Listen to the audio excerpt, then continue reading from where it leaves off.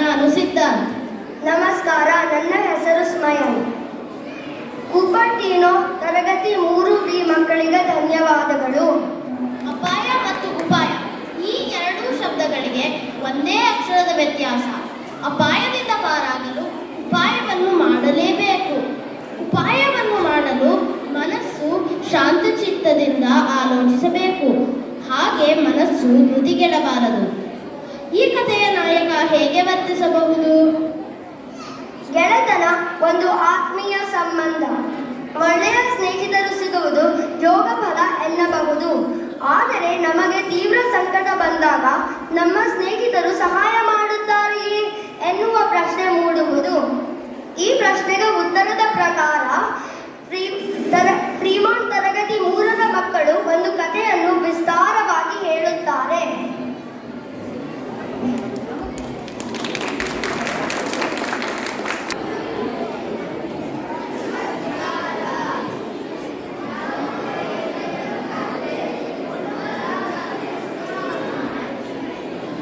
ಒಂದು ಕಾಡಿನಲ್ಲಿ ಒಂದು ಕ್ರೂರಿಯಾದ ಸಿಂಹವಿತ್ತು.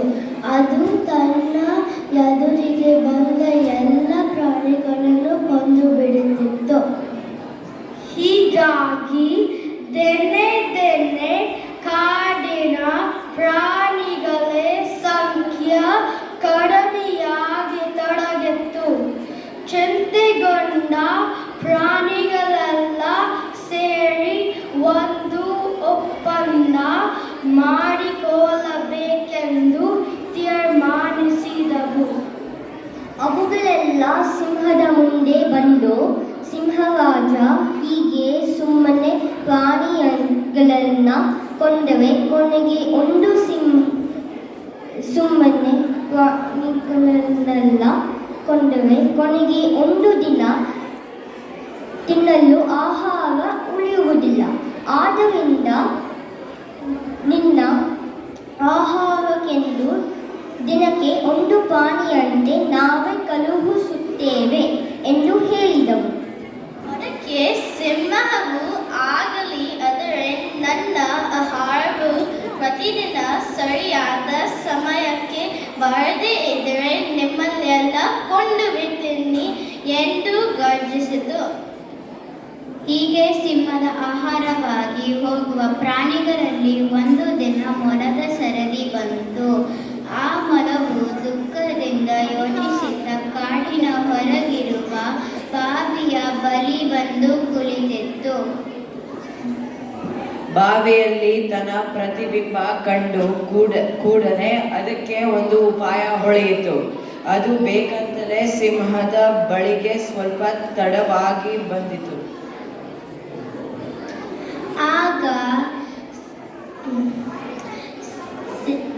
ಆಗ ಸಿಂಹ ಕೋಪದಿಂದ, ಏಕೆ ಇಷ್ಟು ತಡವಾಗಿ ಬಂದೆ?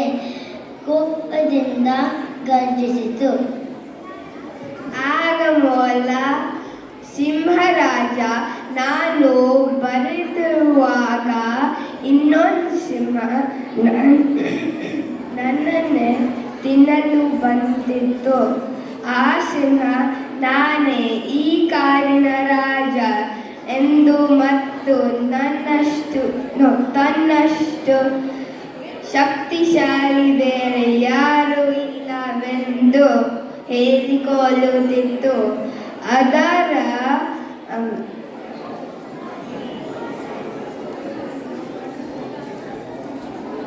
ಕಣ್ಣು ತಪಸಿ ಬರಲು ತಡವಾಯಿತು ಎಂದಿತ್ತು. ಈ ಮಾತನ್ನು ಕೇಳಿ ಸಿಂಹಕ್ಕೆ ಬಹಳ ಕೋಪ ಬಂತು. ಯಾರು ಈಗಲೇ ನನಗೆ ದೂರಿಸು ಎಂದು ಕಿರುಚಿತು. ಮೊಲವು ಸಿಂಹವನ್ನು ಬಾವಿಯ ಬಳಿಗೆ ಕರೆದುಕೊಂಡು ಹೋಯಿತು. ಬಾವಿಯ ಒಳಗೆ ಬಗ್ಗಿ ನೋಡಲು ಹೇಳಿತು. ಸಿಂಹವು ಬಾವಿಯಲ್ಲಿ ತನ್ನ ಪ್ರತಿಬಿಂಬವನ್ನು ನೋಡಿ ಇನ್ನೊಂದು ಸಿಂಹವನ್ನು ಕೊಂಡಿತ್ತು. ಜೋರಾಗಿ ಗರ್ಜಿಸುತ್ತಾ ಅದನ್ನು ಕೊಲ್ಲಕ್ಕೆ ಬಾವಿಯ ಒಳಗೆ ಹಾರಿತು. ಬಾವಿಯಲ್ಲಿ ಬಿದ್ದಿದ್ದ ಸಿಂಹವನ್ನು ನೋಡಿ ಇನ್ನು ಈ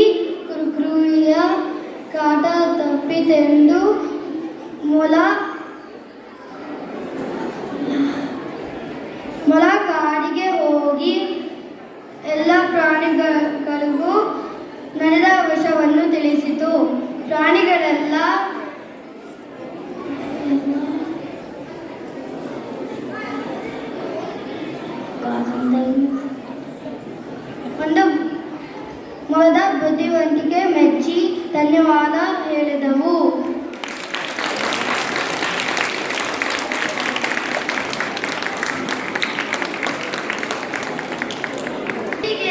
ಯುಕ್ತಿ ಬೇರೆ.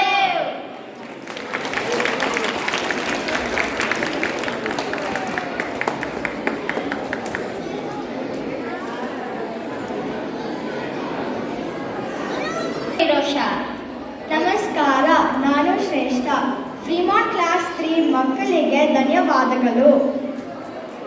ನೀಲಿ ನರಿ, ಈ ಪಂಚತಂತ್ರದ ನೀತಿಕತೆಯು ನೀವು ಅಲ್ಲದಿರುವುದನ್ನು ನೀವೆಂದು ಹೇಳಿಕೊಳ್ಳುವುದರಿಂದ ಹೇಗೆ ಸಮಸ್ಯೆಗೆ ಸಿಕ್ಕಿ ಹಾಕಿಕೊಳ್ಳುತ್ತೀರಿ ಎಂಬುದನ್ನು ತಿಳಿಸುತ್ತದೆ. ಇದನ್ನು ನಮಗೆ ತಿಳಿಸಲು ಬರುತ್ತಿದ್ದಾರೆ ಮೆಲಬಿಟಸ್ ಕ್ಲಾಸ್ 3 ಮಕ್ಕಳು.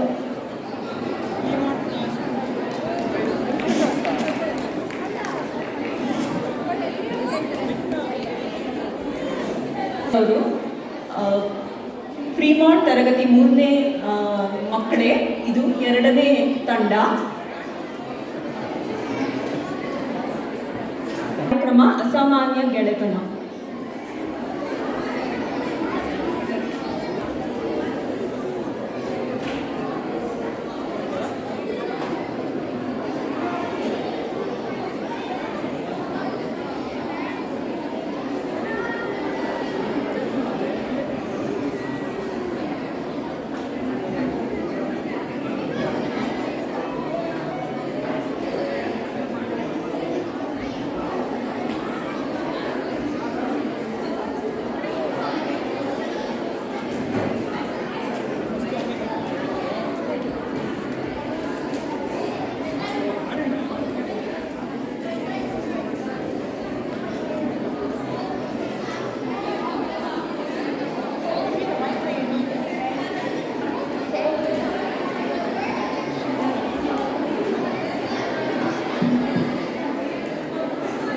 ನಮಸ್ಕಾರ, ನಾವು ಹೇಳುವ ಕಥೆ ಅಸಾಮಾನ್ಯ ಗೆಳೆತನ. ಒಂದು ಕಾಡಿನಲ್ಲಿ ಜಿಂಕೆ, ಆಮೆ, ಇಲಿ ಮತ್ತು ಕಾಗೆ ವಾಸವಾಗಿದ್ದರು. ಅವರೆಲ್ಲರೂ ಒಳ್ಳೆಯ ಗೆಳೆಯರಾಗಿ ಒಟ್ಟಿಗೆ ಕಾಲ ಕಳೆಯುತ್ತಿದ್ದರು. ಒಂದು ದಿನ ಒಬ್ಬ ಬೇಟೆಗಾರ ತಮ್ಮ ಹತ್ತಿರ ಬರುವುದನ್ನು ಕಂಡು ತಮ್ಮ ಪ್ರಾಣವನ್ನು ಉಳಿಸಿಕೊಳ್ಳಲು ಓಡಿ ಹೋದರು. ಕಾಗೆ ಮರದ ಮೇಲೆ, ಜಿಂಕೆ ಬದಿಯಲ್ಲಿ ಮತ್ತು ಎಲ್ಲಿ ನೆಲದ ಒಳಗೆ ಅಡಗಿಕೊಂಡವು. ಆಮೆ ನಿಧಾನವಾಗಿ ನಡೆಯುವುದನ್ನು ಕಂಡ ಬೇಟೆಗಾರ ಅದನ್ನು ಹಿಡಿದು ಚೀಲದಲ್ಲಿ ಹಾಕಿಕೊಂಡನು. ನಂತರ 3 ಸ್ನೇಹಿತರು ಆಮೆ ಕಾಪಾಡಲು ಒಂದು ಉಪಾಯವನ್ನು ನಿರ್ಧರಿಸಿದರು. ಕಾಗೆ ಬೇಟೆಗಾರನನ್ನು ಪತ್ತೆ ಹಚ್ಚಲು ಆಕಾಶಕ್ಕೆ ಹಾರಿತು. ಜಿಂಕೆ ಮತ್ತು ಇಲಿ ಕಾಗೆಯನ್ನು ಹಿಂಬಾಲಿಸಿತು. ಅವರ ಉಪಾಯದಂತೆ ಜಿಂಕೆಯು ಓಡಿ ಹೋಗಿ ಬೇಟೆಗಾರ ಬರುವ ದಾರಿಯಲ್ಲಿ ಮಲಗಿರುವಂತೆ ನಟಿಸಿತು.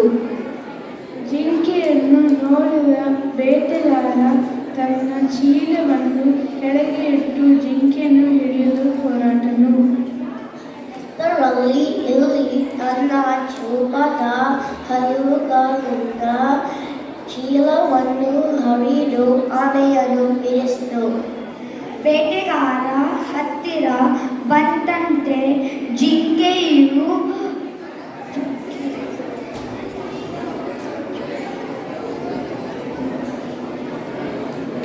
ಎದ್ದು ಕಾಡಿನತ್ತ ಓಡಿ ಹೋಯಿತು.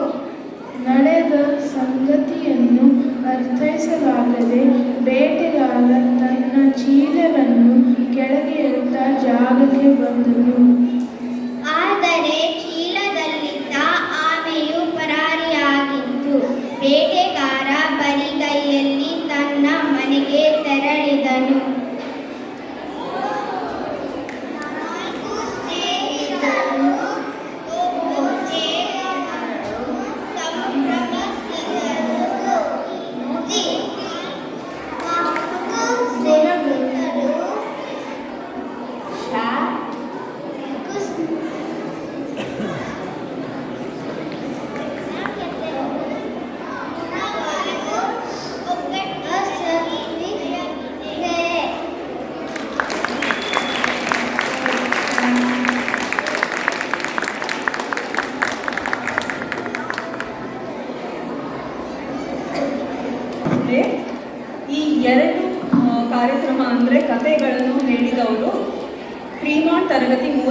ಮಕ್ಕಳು ಅದ್ವೈತ್ ಕಟ್ಟಿ, ಅನಿಕೇತ್ ಚಂದನ್, ಅನ್ವಿತಾ ಶಾಸ್ತ್ರಿ, ಅಥರ್ವ ಐತಾಳ್, ಗಿರಿವರ್ ರಾಕೇಶ್, ಗೃಹಿತಾ ಶಿವಕುಮಾರ್, ಕಾವ್ಯ ರಾವ್, ನಿಖಿಲ್ ಬೆಳ್ಳುಳ್ಳಿ, ನಿಶಾಂತ್ ಕೌಜಲಗಿ, ಪಾವಿಕಾ ವಿಜಯ್, ಪ್ರನೀಲ್ ಭಟ್, ಸಮರ್ಥ ಅಡಿಗ, ಸನ್ನಿಧಿ ಪ್ರಶಾಂತ್, ಶೌರ್ಯ ಲದ್ವಾ, ಸಿದ್ಧಾಂತ್ ಕೌಜಲಗಿ, ಸ್ತುತಿ ರಾವ್, ವೇದ ಗಾಣಿಗರ್, ವಿಕ್ರಮ್ ಬೆಳ್ಳುಳ್ಳಿ, ಆರುಷ್ ಪಾಟೀಲ್. ಇವರಿಗೆ ತರಬೇತಿ ನೀಡಿದ ಶಿಕ್ಷಕಿಯರು ಪ್ರಜ್ಞಾ ಕುಲಕರ್ಣಿ ಮತ್ತು ಪ್ರವೀಣ, ಹಾಗೂ ಸಹಾಯ ಮಾಡಿದ ಸ್ಟೂಡೆಂಟ್ ವಾಲಂಟಿಯರ್ ಚಿನ್ಮಯ್ ರೆಗ್ಯುಲರ್ಸ್. ಧನ್ಯವಾದಗಳು. ಮುಂದಿನ ಕಾರ್ಯಕ್ರಮ ಮಾಡುವವರು ಮಿಲ್ಫೀಟರ್ಸ್ ತರಗತಿ 3.